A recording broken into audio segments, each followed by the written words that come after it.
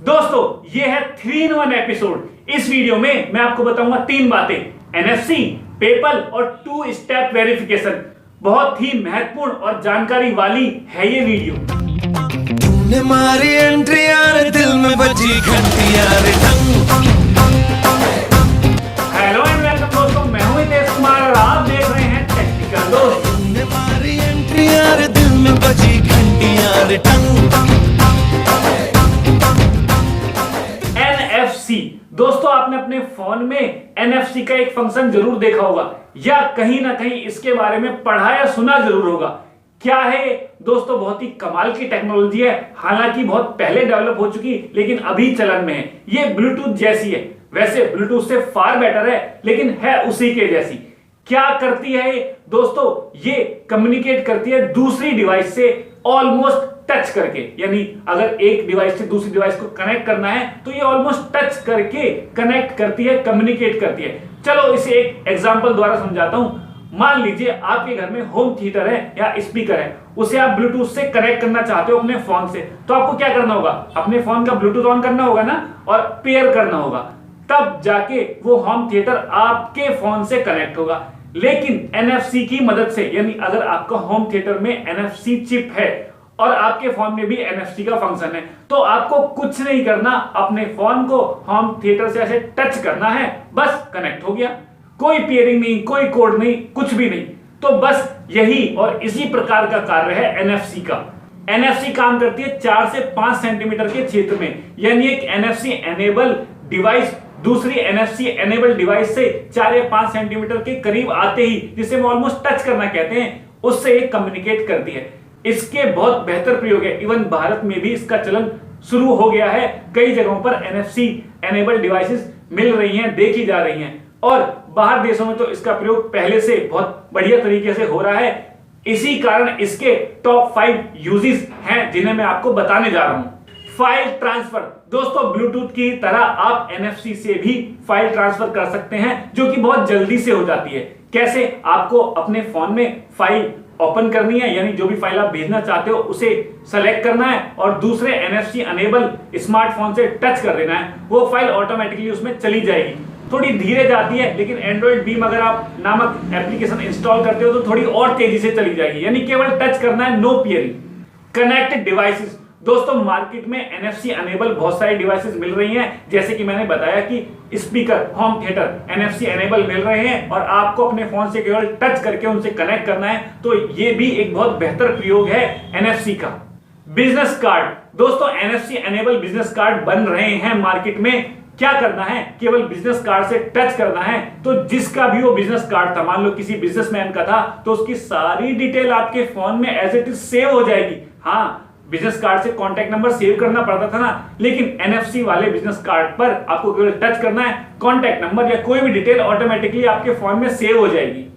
Tags दोस्तों, market में NFC के लिए टैग्स आते हैं जिनमें हम थोड़ी सी जानकारी स्टोर कर सकते हैं, जैसे पासवर्ड, किसी का कॉन्टैक्ट, गूगल मैप, ये सब जानकारी हम स्टोर कर सकते हैं। जैसे मान लीजिए टैग में मैंने अपने घर के वाईफाई का पासवर्ड स्टोर कर दिया। मेरा दोस्त आया, बोलने लगा, यार भाई तुम्हारे वाईफाई का पासवर्ड क्या है? मैंने कहा कि टैग टंग रहा है। तो वो टैग पर जाकर अपना मोबाइल लगाएगा और ऑटोमेटिकली बिना पासवर्ड डाले वो पासवर्ड ऑटोमेटिकली उसके फोन में डल जाएगा, तो उसका फोन हमारे वाईफाई से कनेक्ट हो जाएगा। तो इसी तरह टैग के प्रयोग कर सकते हैं हम, उनमें छोटी मोटी जानकारी डालकर।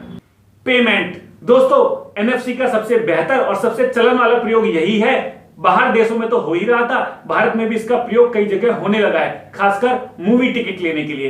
तो कैसे पेमेंट करते हैं, आप गूगल वॉलेट, सैमसंग पे या एप्पल पे में अपने क्रेडिट कार्ड या डेबिट कार्ड की डिटेल स्टोर करके रख सकते हैं। आपको क्रेडिट कार्ड या डेबिट कार्ड ले जाने की जरूरत नहीं है। तो अब वहां पर एनएफसी एनेबल जो भी डिवाइस है पेमेंट लेने के लिए, आपको केवल अपने गूगल वॉलेट को खोलना है और वहां डिवाइस पर ऐसे ही कनेक्ट कर देना है, और कनेक्ट करते ही वो पेमेंट उनको हो जाएगी। ना क्रेडिट कार्ड को स्वाइप करना है, ना उसकी डिटेल भरनी है, ना ही कोई कोड, जो भी पिन कोड होता है वो भरना है। केवल टच करके आप पेमेंट कर सकते हो। तो ये था एनएफसी। हो सकता है अभी आपके लिए इसका कोई खास प्रयोग ना हो, लेकिन जल्द ही ये बहुत तेजी से चलन में आने वाला है। लोग प्रयोग कर रहे हैं, काम बढ़ रहा है, तो इस कारण आपको इसकी जानकारी होना बेहद जरूरी है। पेपल दोस्तों, इसका नाम तो आपने सुना ही होगा। क्या है ये पेपल? दोस्तों पेपल एक इंटरनेशनल ऑनलाइन पेमेंट सिस्टम है जिसके द्वारा आप दुनिया में कहीं भी किसी को भी पैसे भेज सकते हैं या उससे पैसे मंगा सकते हैं बहुत ही आसान तरीके से। अब आप कहोगे भाई ये क्या नई बात हुई, ऐसे पैसे तो हम किसी से भी मंगा सकते हैं, अपना बैंक अकाउंट नंबर दे दो उससे पैसे मंगा लो, फिर पेपल की क्या खास बात है। दोस्तों पेपल की खास बात यह है कि जितना आसान पेपल है ना, दुनिया में इतनी आसान कोई सर्विस है ही नहीं और भरोसेमंद भी है। कैसे दोस्तों, यदि आपको बाहर से किसी से पैसे मंगाने हैं तो आपको केवल उसे अपना ईमेल एड्रेस देना होगा जो पेपल से कनेक्ट है। वो केवल ईमेल एड्रेस के थ्रू ही आपको पैसे भेज देगा। अगर आपको किसी को भेजने तो उसका ईमेल एड्रेस लेना है और पेपल के थ्रू उसे पैसे भेज देने। अगर आप यही काम बैंक अकाउंट से करेंगे या वेस्टर्न यूनियन से करेंगे तो आपको बैंक की कितनी सारी डिटेल देनी पड़ती है, bank account, IFSC code, BIC code, ऐसे बहुत सारे काम करने पड़ते हैं।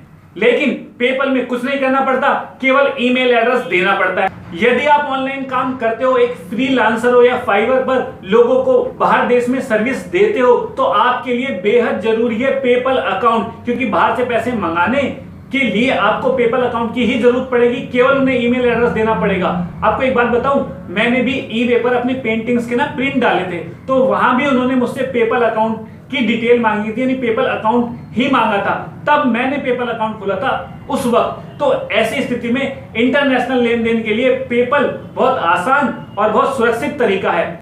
2 स्टेप वेरिफिकेशन। दोस्तों 2 स्टेप वेरिफिकेशन आपके लिए जानना और एक्टिवेट करना दोनों ही जरूरी है। ये सर्विस फेसबुक में, जीमेल में, ड्रॉप बॉक्स में, इवन आजकल व्हाट्सएप में भी शुरू हो गई है और कई सारी सर्विसेज यानी कई सारे नेटवर्क जहां पर आपको ईमेल या पासवर्ड डालना पड़ता है वहां पर अधिकतर में आपको 2 स्टेप वेरिफिकेशन मिल जाएगी। है क्या ये दोस्तों? ये एक सिक्योरिटी लेयर है। 2 स्टेप एक्चुअली क्या होगा कि आपके अकाउंट को आपके फोन से कनेक्ट कर दिया जाएगा और जब भी आप लॉगिन करेंगे तो आपके फोन पर एक OTP हर बार जनरेट होगा। अच्छा शॉर्ट में बताता हूं, जब आप जीमेल पर लॉगिन करते हैं तो आपको क्या डालना पड़ता है, आईडी और पासवर्ड, और तुरंत आप लॉगिन हो जाते हो। लेकिन यदि आप 2 स्टेप वेरिफिकेशन को एक्टिवेट कर लेते हो तो आपको आईडी पासवर्ड डालने के बाद एक OTP आएगा आपके फोन नंबर पर।